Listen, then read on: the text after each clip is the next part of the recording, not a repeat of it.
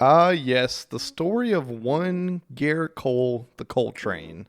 Career was dying, stuck in Pittsburgh, and then out of nowhere, Houston comes and scoops him up in the late 2018 season before the trade deadline.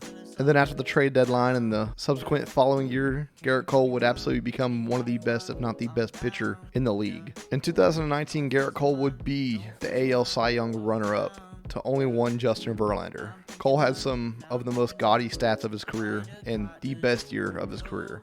And because of these stats, in this year, in that offseason after losing the World Series, Gerrit Cole would go on to sign a 9-year, $324 million contract with the New York Yankees.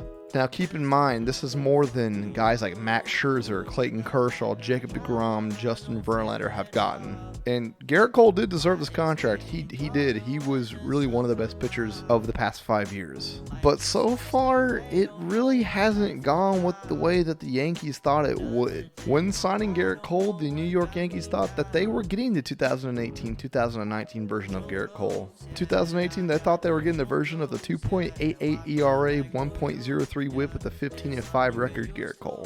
And they thought they were going to get the 2019 version of Gerrit Cole, which was even better at a 2.50 ERA, a 0.89 whip, 20 wins, 5 losses, and 326 Ks. Now, I'm going to exclude the 2020 season because, well, honestly, it doesn't really count for anybody. It was a shortened season, 60 games, and the playoffs were expanded.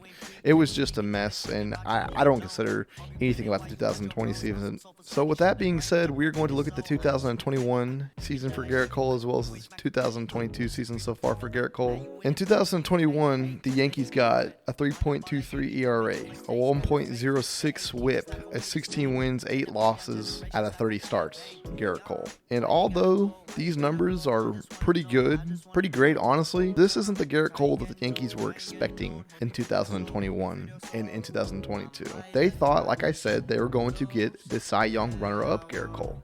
They signed Cole to be not only the ace of their staff, but the best pitcher in the AL. To get them through the playoffs, to get them to a World Series, to get them past teams like the Rays and the Astros that have stood in their way for the past 10 years. To sit there and throw one-hit shutout games, one-run games in the playoffs against some of the world's best offenses. And you think after a season like the 2021 season that Gerrit Cole had, which was a very good season, a lot of pitchers would kill for a season like that. Although, in my opinion, it's not a Gerrit Cole-esque kind of season. That in the playoffs, going against the Red Sox, that he would shut them down.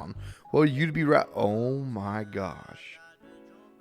He's getting lit up by the Red Sox.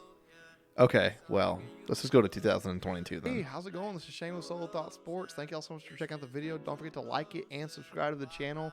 And if you like baseball content, if you like the Houston Astros, or just you're a baseball fan in general, this is the channel for you. I have a lot more videos on my channel like this, and I'm going to continue to pump out more and more baseball content over the next 6 to 12 months to see where this thing goes. I hope y'all are enjoying it, and let's get back into the video. So far in 2022, Gerrit Cole has been pretty good. I'm not going to lie. 4 wins, 1 loss, 1.04 whip, 3.12 ERA, 72 strikeouts out of 10 games pitched. But I think the most shocking part about all of this is the fact that Gerrit Cole's not even the best pitcher in his division or even on his team.